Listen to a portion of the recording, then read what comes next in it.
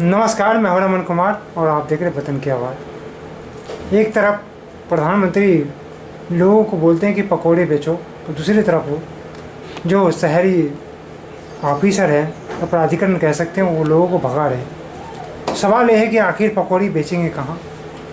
जो प्रधानमंत्री लोन दे रहे हैं 2 लाख 2.5 लाख रुपए, उससे तो ठेली ही लग सकती है, कोई बड़े शोरूम तक खोल नहीं सकते हैं। अब समस्या यह है कि दूसरी समस्या मैं आपके सामने रख रहा हूँ कि एक तरफ सरकार पलायन रोकने की हर कोशिश कर रही है और दूसरी तरफ जो अपनी रेहड़ी पटरी लगाकर आजीविका चला रहे हैं उनके पास हाई कोर्ट के ऑर्डर भी हैं और कई प्रकार के फूड सेफ्टी लाइसेंस भी है, लेकिन उसको वहाँ से लगाने नहीं दिया जा रहा, उनको परेशान किया जा रहा है। ऐसे ही 2 लोग हमारे सामने बैठे हैं। इनकी दुकान जो है सेक्टर 62 में लगती है, रजत विहार के पास। अब इनसे जानते हैं इनकी समस्या क्या है। अपना नाम बताइए। मेरा नाम सब सुरेश सिंह है। अच्छा, क्या हुआ आपके साथ? हमारे कोर्ट के ऑर्डर भी है, वहाँ पे अथॉरिटी वाले आते हैं और डेली आते हैं और कहते हैं हटाओ यहाँ से, दुकान यहाँ नहीं लगेगी आपकी। क्यों नहीं लगेंगी?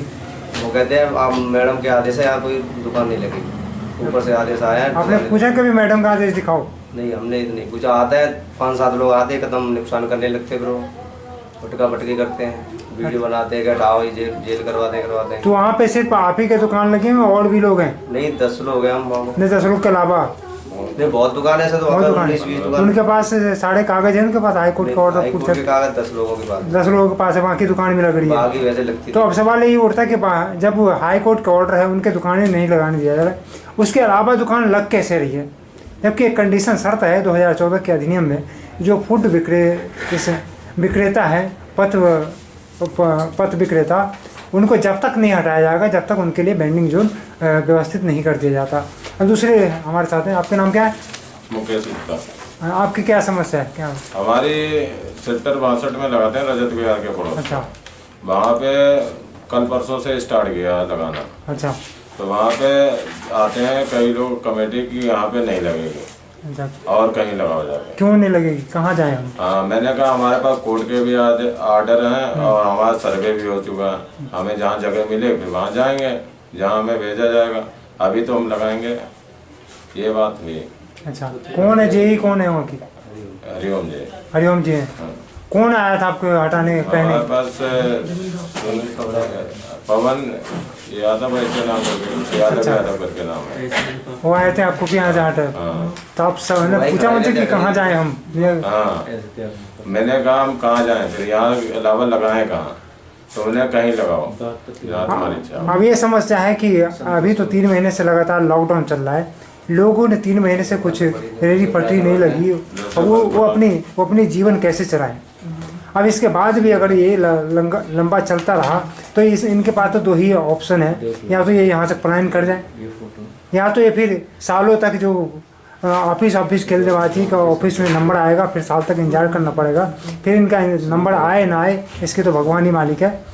लेकिन अगर हम बात करें हाई कोर्ट की जो ऑर्डर है, उसमें साफ साफ लिखा गया कि हाई कोर्ट जब तक उसको नहीं हटाएगा, जब तक वेंडिंग जोन निर्धारित नहीं कर दिया जाता, उनको अलॉटमेंट नहीं कर दिया जाता। अब इनके साथ देखिए, इनके हाथ में हाई कोर्ट के ऑर्डर है। ये देखिए, मैं यहाँ के दिखा रहा हूँ आपको, ये हाई कोर्ट का ऑर्डर है इनके पास, ये हाई कोर्ट इलाहाबाद। और इनके बाद भी ये ऑफिसर जो है वो इनको मानने के तैयार नहीं है। जबकि इसके मैं आपको पीछे भी एक वीडियो दिखाया था कि वहाँ पर 2 दुकान को हटा करके उसमें नए दुकान लगा दिए गए थे जिनके न सर्वे हुए थे और न ही उनके FSI के फूड लाइसेंस प्राप्त है। एक नियम और भी है 29 के तहत, कहते हैं कि फूड पथ विक्रेता सभी के पास FSI की फूड लाइसेंस जरूर होना चाहिए, जो ये कागज़ कह रहे थे कि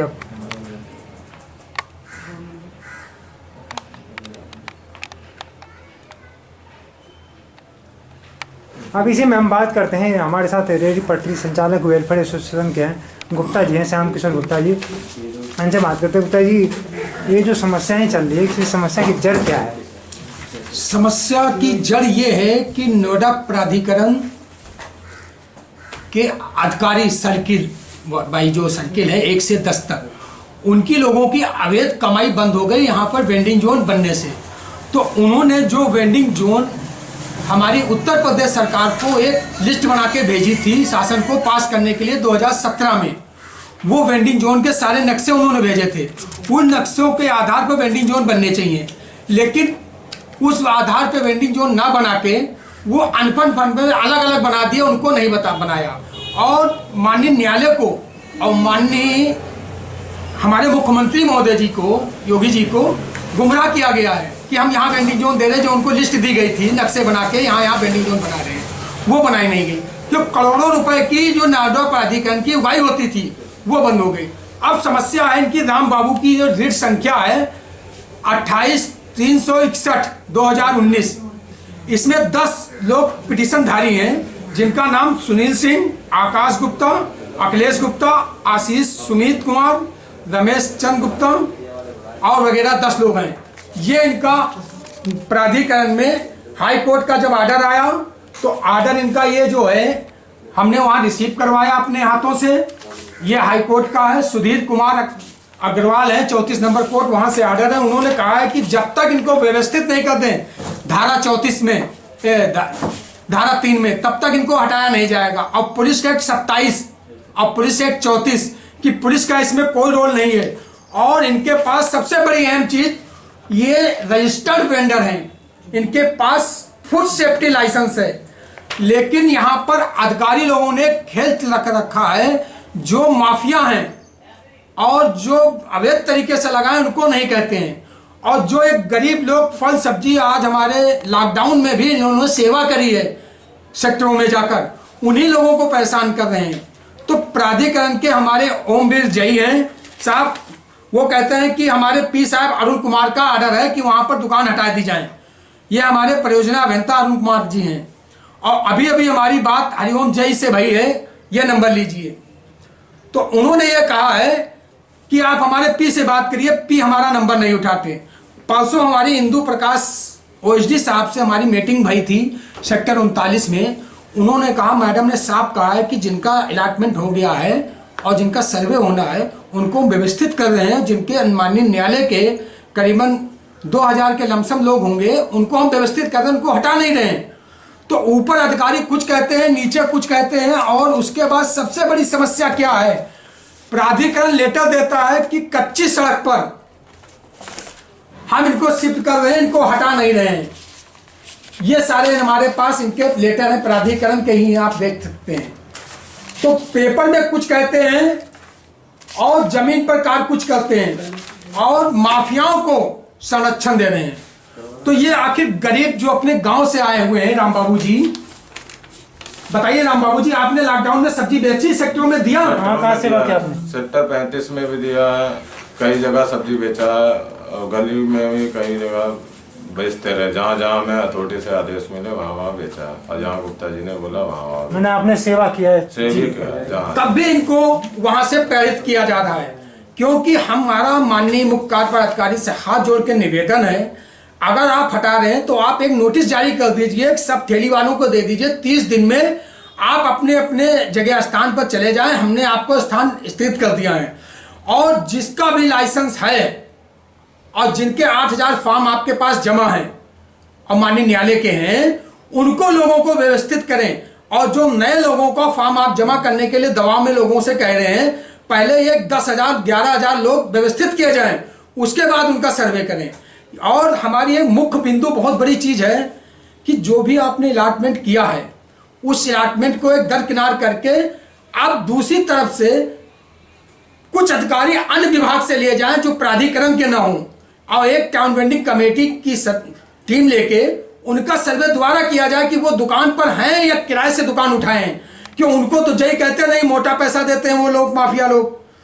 तो हमारी मुख्य कार्यपालक अधिकारी और मुख्यमंत्री योगी जी से हमारा निवेदन है, मैं अभी परसों सिटी मजिस्ट्रेट को विज्ञापन भी दूंगा कि हमारा समाधान 8 दिन के अंदर अगर नहीं होता है तो मैं माननीय मुख्यमंत्री के आवास पर नोएडा से लखनऊ अपने अपने साधन से वहां जाकर अपना विरोध प्रदर्शन करेंगे। क्योंकि माननीय मुख्यमंत्री जी हमारे लिए कर रहे हैं, और नोएडा अथॉरिटी अपना कानून चलाती है, अपना खाका तैयार करती है, ना मुख्यमंत्री का पालन बात का करती है और ना माननीय न्यायालय का। प्रधानमंत्री जी 10,000 रुपये लोन दे रहे हैं, आज हमें लोन दे दिया गया, कल हमारी ठेली उठा ली जाएगी, तो उसका जिम्मेदार कौन होगा? लोन की किस्त कौन भरेगा? इस चीज का बहुत गहन से, क्यों प्रधानमंत्री जी कहते हैं पकोड़े बेचिए, हम पकोड़े कहाँ बेचे? हमको जगह तो बता दो हमें डिस्टर्ब करने के बाद। बस हमारी यही गुजारिश है कि सभी ठेली पटरी वालों से, और अपने प्रधानमंत्री जी हमारे गरीब परिवार से आए हुए हैं, हमारे राष्ट्रपति भी बहुत गरीब परिवार से हैं, और हमारे माननीय मुख्यमंत्री योगी जी, उनसे हाथ जोड़कर, उनका परिवार बहुत ही रिश्तेदार सब गरीब है, चाय बेचते हैं, कोई पानी बेचते हैं पहाड़ों पर, तो उनकी समस्या को देखते ही हम ठेली पटरी वालों के लिए किया जाए। और लास्ट में मैं एक जो बात कहूंगा कि नोएडा में ठेली पटरी माफियाओं का संरक्षण प्राप्त है, जो हमारे उत्तर प्रदेश के नेता, बहुत बड़े नेता हैं उत्तर प्रदेश के, उनका संरक्षण प्राप्त है। आपके पास में कितनी दुकानें लाट भाई हैं बताइए राम बाबू जी? किसको? 10 दुकान है। हाँ, सुनील सिंह, आकाश गुप्ता, सुमित गुप्ता, रमेश चंद। नहीं हाँ। जो थाना 58 के सामने वो दुकान चलाता सर 14। बाद में खबर। ठीक है। तो श्रीमान जी मुख्यमंत्री जी, हमारा आपसे गरीब लोगों की तरफ से हाथ जोड़कर निवेदन है, इन ठेली पटरी वालों के लिए आप इस पर दया दृष्टि बनाएं और इनका पालन पोषण का जुगाड़ करें, कि लॉकडाउन के समय सब अपनी जमा पूंजी खा चुके हैं। अब कुछ लोग आए हैं, करीबन 5-6% हमारी दुकानें लग रही हैं ठेली पटरी, उनको भी प्राधिकरण और पुलिस द्वारा नहीं लगने दिया जा रहा है। आपसे हाथ जोड़कर पैर छूकर हमारी लोगों की विनती है, हमारी यूनियन की तरफ से आपको यही प्रार्थना है कि आप इन लोगों का सुनिए, वरना हम आपके लखनऊ 4 कालीदास मार्ग पर आपके सामने प्रस्तुत होऊंगा। धन्यवाद।